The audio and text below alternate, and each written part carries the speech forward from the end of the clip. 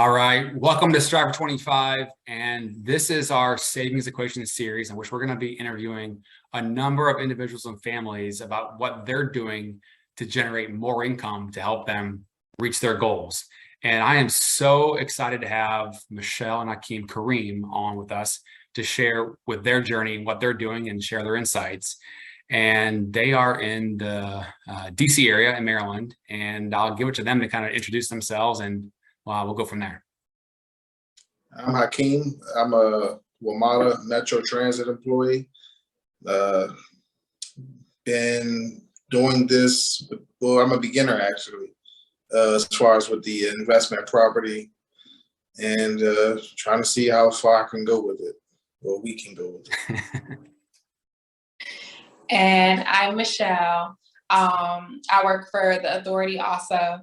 And I also work a part-time job in transportation also.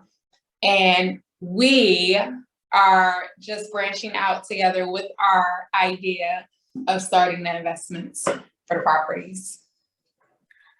Yeah, and I'm just so glad to have you guys on because there's a couple different really important kind of angles that I think the audience will appreciate. So this series is about generating income to be able to help somebody reach their goals. Because again, we talk about the savings equation, income minus your expenses equals your savings. And there's so much content out there on expenses and not enough about generating more income. And there's a lot of different ways. And our goal here is to share with you different ways that people that we know are generating more income on the side outside of their 9 to 5.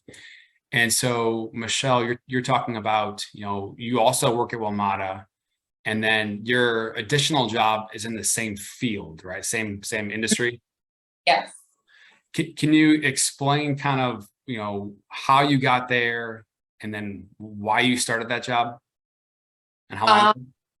Yes, to make a long story short, I ended up having our first daughter, and I started out driving school bus, and I needed, I couldn't find nobody to watch our daughter. So I was able to bring her with with me on the bus. And then going on from there, finding childcare, I ended up just moving up in the transportation field. Of course, it's stressful, it's tiring. Then he convinced me to go into WMATA. And so I kept my full-time job in Fairfax and turned that into part-time. And I ended up going to WMATA full-time. So the part-time job you've been doing for how long now as just part-time? So I've been at my part-time job now for 8 years. 8 years. Wow. So you have 3 kids now. Mm-hmm. Right? And as a household working multiple jobs, it's a lot to juggle. And I'm sure you have days where you're like, oh my goodness, like, why am I doing this? I'm exhausted. What is going on? So there's got to be something that pulls you along, that keeps you going, right? And what is that for you guys? Do you have something that motivates you that you can explain as your why? Yeah, I guess trying to break the generational curse. We look at our upbringing and we look at our kids, and we don't have a big family.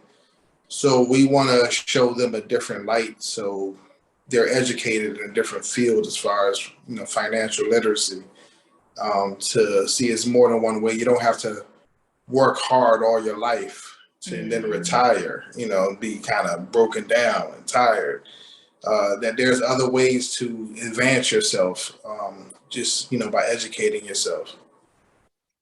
Absolutely. So we've known each other for a number of years. I think going back to 2014, 15, 16, I forget what year it was. And so right now you've got 2 rental properties, and you have kind of this interim time because you're building with a major builder in Maryland, and you kind of have this interim time where you're living with family. So you got 2 rental properties now. You're going to buy your primary residence and closing that pretty soon. So what was it that said that clicked? Because at some point in time you said, hey, you know what, now's the time to take that next step. So was there a moment in time or something that happened that made you say, okay, this is the time that we're ready?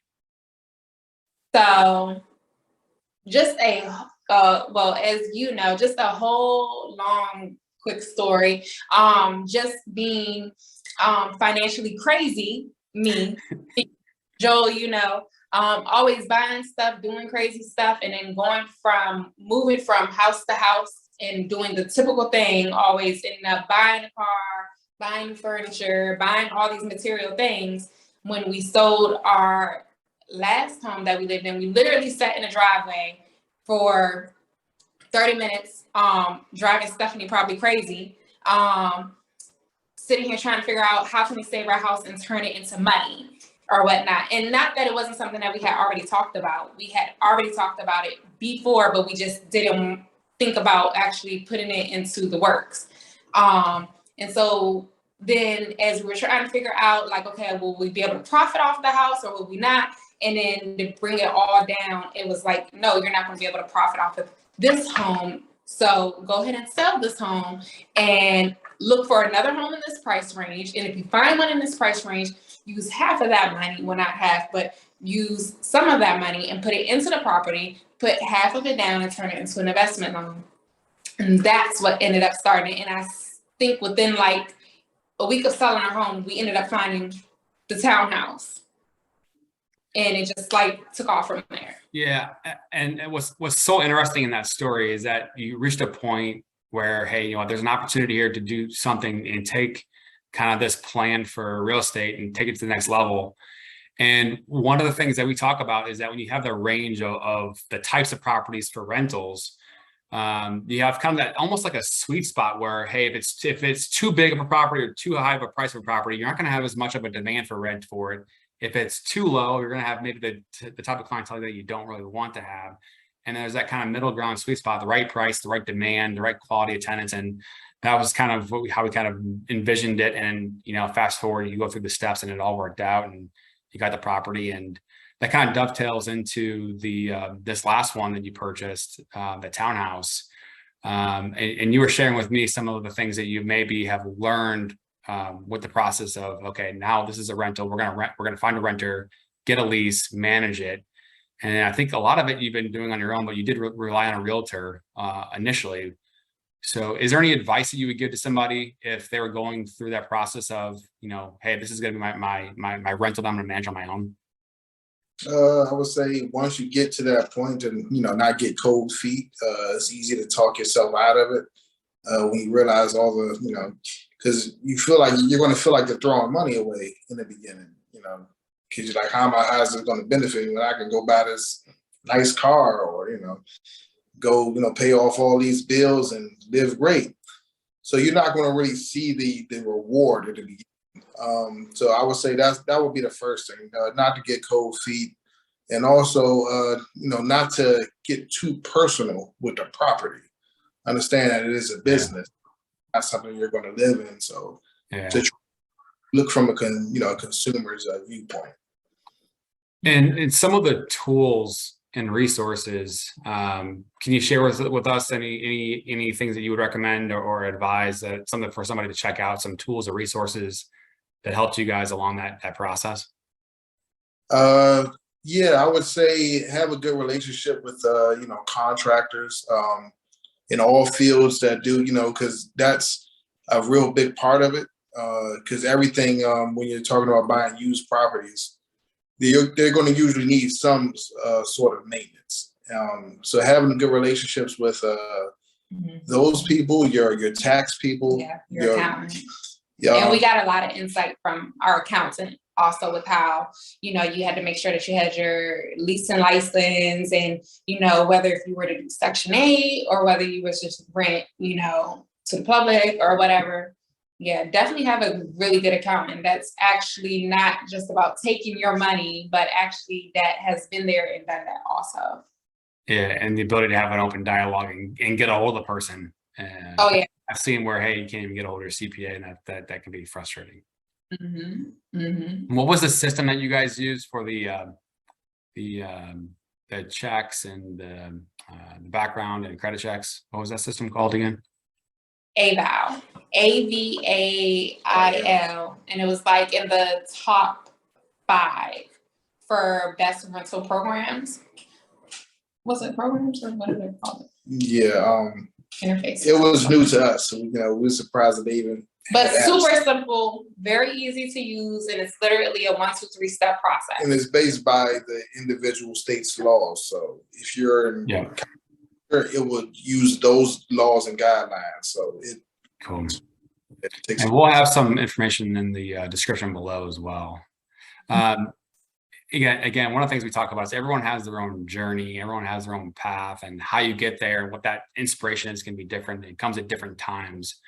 And now that you guys are on this journey, and you know what your why is, and you're working hard every single day to try to put money away and stockpile cash. What are some of the next steps? Visions of you have goals of how many properties you want to have over the next 10, 20 years. What are some of the next goals you have? Well, I would say short term, I would say to have maybe, in the next 5 years or so, at least 3 or 4 properties. Hopefully, and then that will grow into something to where by the time our kids are older and we have, enough properties where we can keep revolving the income. our return on interest is on investment. I'm sorry, our return on investment is covering our mortgages as well as our luxuries that we would like to have. So if we could get to that point, then it's something we could raise our kids into learning the business and maybe starting corporations to branch out and do other things. If there was something that you would tell yourself 5, 10 years ago, or not, what would that be? We would have kept our first townhouse. and educate ourselves on financial literacy. Definitely.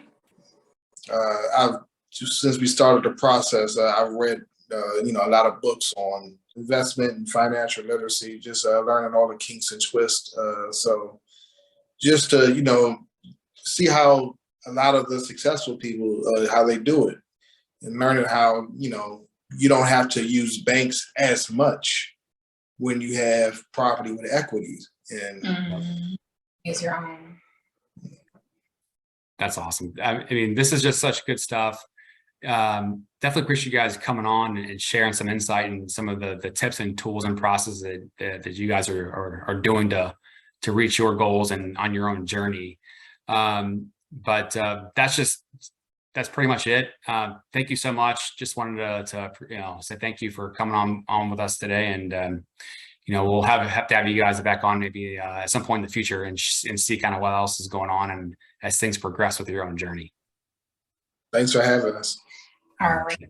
Michelle and Hakeem Kareem in Upper Marlboro, Maryland. Thank you so much.